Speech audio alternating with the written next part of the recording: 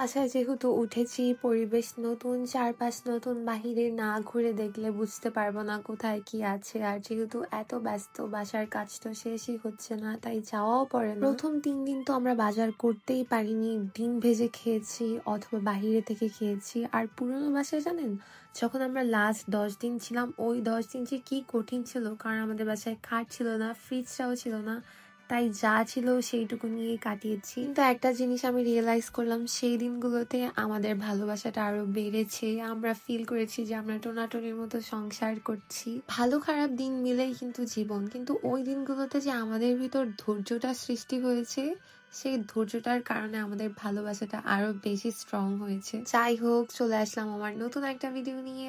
আজকের ভিডিও হবে আমার বাজার ব্লগ। কোথা থেকে আমি কি বাজার করলাম আর কত টাকার বাজার করলাম তা সব নিয়ে থাকছে আজকের ব্লগটি। So don't skip this video and let's get into it. Hello my lovely peoples, আমি স্নেহ টেলস থেকে Sneha and I hope all of you are doing great. তো সকাল সকাল উঠে আমি একটা ভিটামিন সি এর স্যালাইন টাইপের খেয়ে নিচ্ছিলাম, কারণ কিছুদিন ধরে এক তো বডি অনেক ডিহাইড্রেটেড, প্লাস কিছুদিন যাবৎ প্রপারলি কোনো ভিটামিন ইনটেক করা হচ্ছে না, তাই আমি একটা ভিটামিনের স্যালাইন খেয়ে নিলাম। সবাই করে হলুদের ট্রেন্ড আর আমি করি ভিটামিনের ট্রেন্ড, এরকমই আর কি। তারপর আজকের ওয়েদারটা চেক করতে জানালাটা খুলি, বাহিরে এত গরম, যদিও দেখা যাচ্ছিল যে সুন্দর একটা ওয়েদার, হয়তো বাতাস হবে, বাট বাতাস হচ্ছে এত গরম জাপানের। আর দেখি পার্কে ছোট ছোট বাচ্চারা খেলছে, আর এই রুমটা এখন পুরো খালি আর পুরো কাপড় চোপড়ের একটা আর কি বস্তা হয়ে আছে। তো আমি ভাবছিলাম একটু ভাঁজ করি, তাই বসে বসে একটু একটু করে ভাঁজ করে রাখছিলাম। হয়তো একটু টাইম লাগবে, বাট আস্তে ধীরে সব হয়ে যাবে। কাজটা সকাল সকালই করতে হবে, কারণ এই রুমের এখনো লাইট লাগানো হয়নি, ভাবছি আস্তে ধীরে লাগিয়ে ফেলবো। এরপর কাজ করতে করতে বাসে যেহেতু বাজার নেই, তো আমার হাজবেন্ড বলে চলো তাহলে বাজার করে আসি। হয়ে যাচ্ছে যাচ্ছি খান হালাল ফুড। বাসার থেকে 1 ঘন্টারও দূর, তারপরেও হচ্ছিল বাসার আশেপাশে এত হালাল ফুড রাইক ওইখানেই যাচ্ছি। কারণ এর আগেও একটা ভিডিওতে আমি বলছিলাম ওইটা হিডেন জেম, আমার কাছে তাই মনে হয়। খান হালাল ফুড স্পন্সর আস। স্পন্সর না, কিন্তু আমি চিনিও না তাদের, কিন্তু একদিন হুট করে আইসা আর কি, দোকানটা এত ছোট, কিন্তু ছোট দোকানে এত জিনিস পাওয়া যায়, আর প্লাস হচ্ছিল এদের অনেক অ্যাফোর্ডেবল। আমরা এই নিয়ে মনে হয় 8-9 বার খান হালালে গিয়েছি। হ্যাঁ, আমরা আগে হচ্ছিল বিভিন্ন থেকেই করতাম, কিন্তু হচ্ছিল যেদিন থেকে আমি খান হালালে যাই, ওরা এত অ্যাফোর্ডেবল, প্লাস হচ্ছিল অনেক ভালোভাবে ইয়েও করে, সার্ভিসও দেয়। আমরা যে দাঁড়ায় থেকে বলি এটা নিয়ে আসেন ভাই, এটা পাচ্ছি না, দৌড় দিয়ে আসে না। ওইটা ছাড়াও দেখা গেছে যে তাদের এখানে প্রচুর প্রোডাক্ট পাওয়া যায়। তোমার হচ্ছে হলো এই ভেজিটেবল, তারপর হচ্ছে আরো যে ফ্রুটস গুলা, ইভেন মশলাগুলো যেগুলো এদের এখানে পাওয়া যায়, মশলা ডাল যেগুলো অন্য জায়গায় পাওয়া যায় না, আনকমন জিনিস। আর মেথির দামও এত কম এখানে, সবকিছুই খুবই কম দামের মধ্যে। এই জন্যই ভালো লাগে।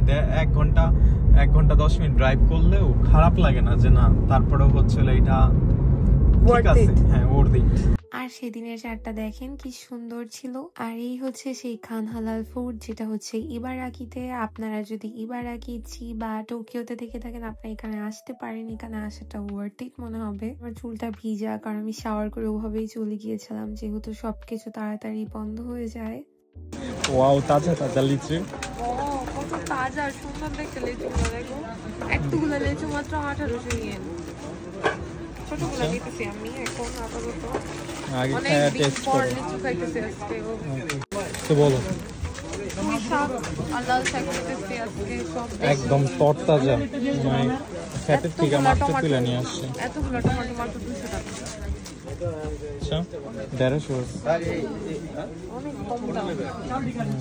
দেশে আসছি, দেশের বাজারে, দেশের বাজারে আসছো একবারে কি এই একবারে কি 10 মাসের বাজার করে লইতেছো? এতগুলো বাজার করি আমরা 35,000 দিয়ে, অন্য দোকান হলে এর থেকে ডাবল হতো। বাজার করতে আসো ভালো কথা, কে 40,000 টাকার হচ্ছে হালাল সব কিনে একবারে। এদের কি অবস্থা? এগুলো কি নিছে এত? অনেক কিছু। হ্যাঁ, অনেক কিছু।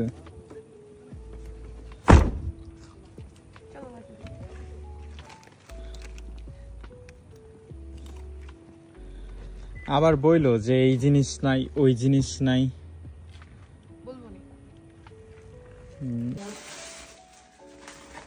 শেষ হইব কেমনি? পুরা দোকান ধইরা তুইলা নিয়ে আসছো। আর কিছু বাকি ছিল না? আরো আছে তো ওই যে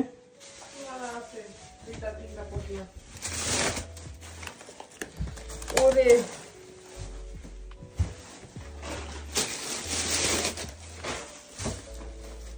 কি দোকান দিবা এই জন্য? আমি রাস্তায় একটা বসবো, দোকান দিব কালকে। এত টাকার বাজার বলে কেউ একসাথে করে?